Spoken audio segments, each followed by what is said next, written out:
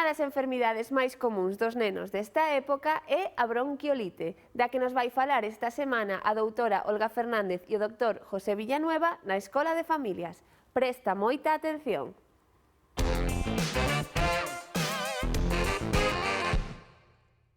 Hola queridos papis, hoy voy a hablar de bronquiolitis. Todos los años hablo de bronquiolitis porque estamos en la época del año donde los niños la presentan. Es muy grave en los niños menores de un año. Quiero dejar claro que la bronquiolitis, con el término bronquiolitis, solo es en niños menores de 2 años. Y os quiero explicar un poco cuáles son los síntomas y cuándo tenéis que estar atentos para saber cuándo acudir a un pediatra. La bronquiolitis está causada por varios virus, pero el principal y el más importante, y la mayoría de los casos, es el virus respiratorio sincicial. A veces hay rinovirus o hay otros virus. Este es muy importante, del que luego hablaremos, porque vuelvo a decir que hablamos el otro día y con respecto al asunto agradecer el esfuerzo que hizo para inmunizar a los niños, sobre todo con este anticuerpo monoclonal, que luego nos contará el doctor Villanueva. Y entonces, primero deciros por qué se produce la bronquiolitis. Los niños cogen un catarrito, como podemos ver aquí, empiezan con un catarro de vías altas, se rascan la nariz, por eso yo pongo esto, porque les pica, porque tienen moco, le pican los ojitos, pueden tener unas décimas de fiebre y empezar por un poquito de tos, con lo cual los padres creen que es un resfriado o un catarro normal. Eso serían los niños mayores, pero en los niños pequeños bajan a vías aéreas inferiores.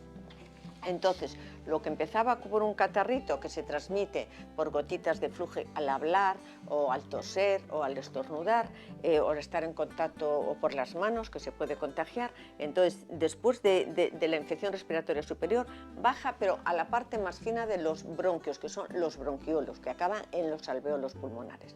Entonces, esa infección que produce una inflamación, que produce un exceso de moco enorme que casi no dejan que el niño respire, eso es la bronquiolitis. Entonces yo os podría explicar aquí para que lo veáis. Aquí tendremos la tráquea, los bronquios y los bronquiolos. Aquí también lo vamos a ver, cómo afecta a la parte baja de los pulmones. Aquí tenemos el diámetro de un adulto, que es grande, por eso de un niño mayor, con lo cual son 4 o 8 milímetros, con lo cual el paso del aire es bueno, aunque se cojan un catarro, aunque tengan una bronquitis.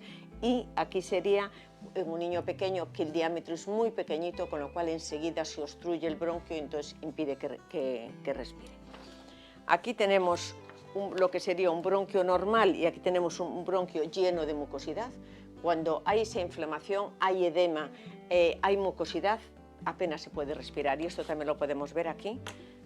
Este sería un bronquio normal, este sería un bronquio ya inflamado, con edema de las paredes pulmonares y esto ya con mucha mucosidad y muy inflamado, y entonces vamos a oír unos pitidos porque silba el aire al pasar por aquí, porque ya queda muy estrecho. Entonces, al inhalar, vamos a notar unos silbidos, vamos a notar una respiración característica, porque es una mucosidad que no deja que el niño respire. Entonces, aquí tenemos las 3 cosas básicas que yo quiero que os queden muy claras cuando debéis acudir al pediatra. Cuando un bebé menor de un año, pensar que la bronquiolitis es grave en los niños menores de un año, más en los menores de 6 meses y a veces muy grave en los menores de 3 meses. Entonces, en los bebés os tenéis que fijar en el aleteo nasal. Tenemos la nariz, el niño respira, pero las alas de la nariz se abren. El que las alas de la nariz se abran, eso es un signo que empieza con dificultad respiratoria, que el cuadro más grave es cuando hacen una insuficiencia respiratoria. Después tenemos los pulmones, entonces le cuesta inhalar el aire y entonces las costillas se marcan. Y como también le cuesta respirar, hay un bamboleo abdominal. Entonces, si el abdomen se mueve, si las costillas se marcan y hay aleteo nasal, tenéis que ir al pediatra. Esto se junta con que el niño no come, con que el niño no duerme, con que el niño le cuesta respirar, el niño está muy incómodo, tiene una tos persistente y esa tos persistente, entonces en esos momentos es cuando tenéis que acudir al pediatra. Y ahora le voy a pasar la palabra al doctor Villanueva para que nos hable del impacto del VRS, que es el virus respiratorio sincitial, el causante de todas estas bronquiolitis, que muchas terminan ingresando, y los síntomas, un poco que nos expliques lo del virus, para que les quede como más claro. Hola, buenos días a los papás. Quería decir que ya prácticamente la sintomatología ya la has descrito tú, Olga. Lo que quería comentar es eso, que el VRS es un virus que tiene un impacto importante en la comunidad pediátrica, que todos los años hay una epidemia en otoño-invierno, aunque con la pandemia del COVID se ha desplazado incluso a otros meses, pero ahora va a volver otra vez a la estacionalidad de otoño-invierno, y que realmente ya no solamente es a la población infantil, que se define como tal la bronquiolitis, como tú bien comentabas, por debajo de los 2 años, cuando un niño presenta una primera bronquitis por debajo de los 2 años y afectada por el virus pues es cuando hablamos de bronquiolitis, sino que también está afectando a población adulta, incluso ancianos, que luego mencionaremos el tema de la prevención en estos grupos de edad, que es tan importante. ¿Y qué novedades hay este año con respecto a la prevención del virus respiratorio sincitial? Tenemos que decir que se ha avanzado mucho y se está investigando mucho, precisamente por el impacto que tiene, que es una de las causas más importantes de visitas a urgencias, de colapsos hospitalarios e incluso de ingresos hospitalarios. Y entonces este año la novedad que tenemos es que está circulando ya, pues, y se está administrando a los niños pequeñitos el anticuerpo monoclonal para el virus respiratorio sincitial. Por eso muchos papás les van a llamar a su casa cuando tengan bebés que tienen menos de 6 meses para vacunar. No es una vacuna al uso, sino que es un anticuerpo que lo que hace es que prácticamente es una proteína que se une al virus, y todo hace que impide que el virus se una a las células respiratorias, con lo cual esto es un beneficio importantísimo, porque lo que da es una protección importante a estos niños pequeños hasta los 5 o 6 meses de vida. Entonces, una pregunta, perdona que te interrumpe, ¿qué efectos secundarios tiene? Porque eso los papás también la pueden interesar, porque a veces los papás son reacios a las vacunas por los efectos secundarios, entonces quería que ahondases un poquito. Bueno, el anticuerpo monoclonal, la verdad es que efectos secundarios tiene pues muy poquitos. Prácticamente lo que se ha visto es que en los primeros 14 días de la administración del anticuerpo algunos niños pueden presentar una erupción que es transitoria y que no da más problema, y luego pues en la primera semana después de la administración del anticuerpo algunos pueden tener una febrícula o una reacción local en el lugar del pinchazo. Nada fuera de lo habitual con otro tipo de vacunas, y que realmente no es seguro. El anticuerpo es seguro y que los papás pueden estar tranquilos. Bueno, eso es muy importante, porque que vean que lo único que tiene esta vacuna son beneficios, porque el tener que ingresar a un niño y a un bebé a veces resulta muy complicado. Quiero decir que los niños pueden estar muy graves, o los niños se le puede complicar su proceso y terminan en la UCI y terminan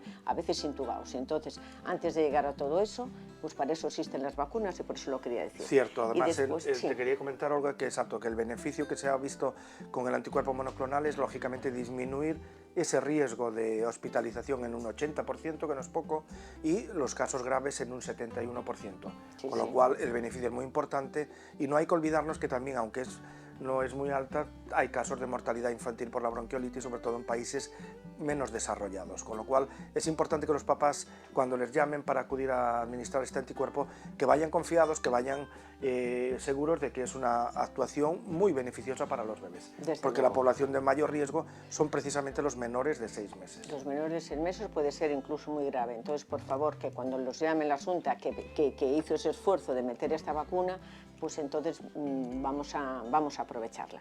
¿Y qué otras estrategias de prevención que se puede usar en embarazadas o en otro colectivo? Pues como te decía antes, realmente se está investigando y se está actuando mucho sobre el virus respiratorio sincitial, y ya en los Estados Unidos, y se prevé que en Europa para el año que viene ya esté también pues aprobada la vacuna para las embarazadas, administrando la vacuna para VRS en las embarazadas, con lo cual el anticuerpo que se transmite a través de la placenta a los recién nacidos les protegería durante esos 5 o 6 meses, que es justo la edad de más riesgo para hospitalizaciones o para casos graves.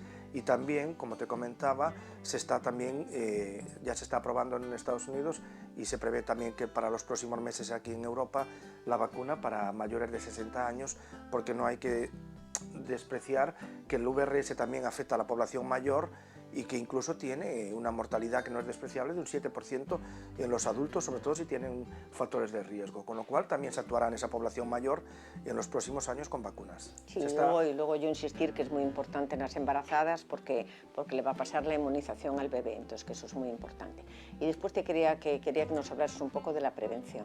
Bueno, pues aparte lógicamente de lo que son las vacunas, que es donde más está avanzando, y el anticuerpo monoclonal que acabamos de mencionar, no debemos descuidarnos con lo que ya todos conocemos a raíz de la pandemia del COVID, que es muy importante para prevenir la bronquiolitis, el hecho de utilizar, si algún miembro de la familia, los papás tienen síntomas respiratorios, que utilicen mascarilla de cara a proteger al bebé, lavarse las manos continuamente, una limpieza muy adecuada para evitar que el virus esté en algún vómito y que se pueda transmitir, luego no acudir a sitios donde haya una aglomeración.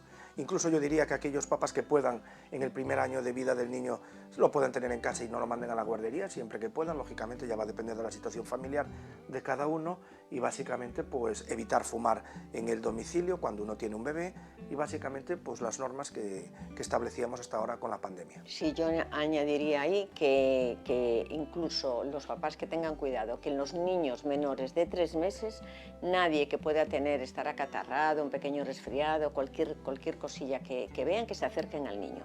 Y a todos los de la casa, por mucho lavado de manos, y ante un pequeñito resfriado, cualquier cosita, que pongan mascarilla, porque aquí lo que importa es proteger al niño. Y fomentar, y perdona ya que interrumpa, fomentar la lactancia materna, que también tiene su efecto beneficioso, y en la prevención, lógicamente, para cualquier infección y sobre todo para esta también. Desde luego. Entonces yo, para terminar, solo quiero decir que hay que tener mucho cuidado con los resfriados, porque el contagio es muy fácil, pues con el lavado de manos. Yo siempre recomiendo toser así, sobre el codo, no sobre la mano, porque si toses o se estornuda o se tose y se pone la mano, entonces aquí va a quedar el virus y todo lo que toca va a ir quedando el virus y lo vamos a ir pasando. Y el lavado de manos es fundamental y como dijo el doctor, todo lo que eso conlleva. Pero yo solamente para terminar decir que un resfriado en un niño mayor no pasa nada, se queda en la nariz, es un resfriado, una congestión nasal, una tos ligera y no pasa nada. En el niño menor de 2 años y sobre todo en los menores de 1 año, eso pasa a vías bajas, a infección respiratoria de vías bajas, con todo lo que os hemos dicho, y puede ser una infección grave y puede requerir hospitalización. Entonces, mucho cuidado con los resfriados y con la prevención de los mismos. Pues nada más. Pois ata aquí chegou o xornal escolar desta semana.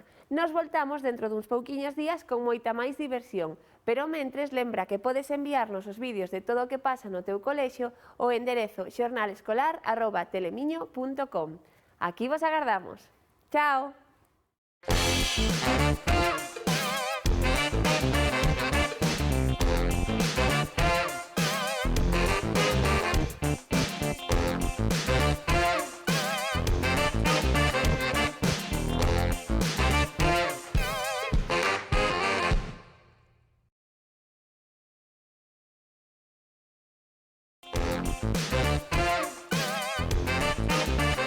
Enredos patrocina este espacio.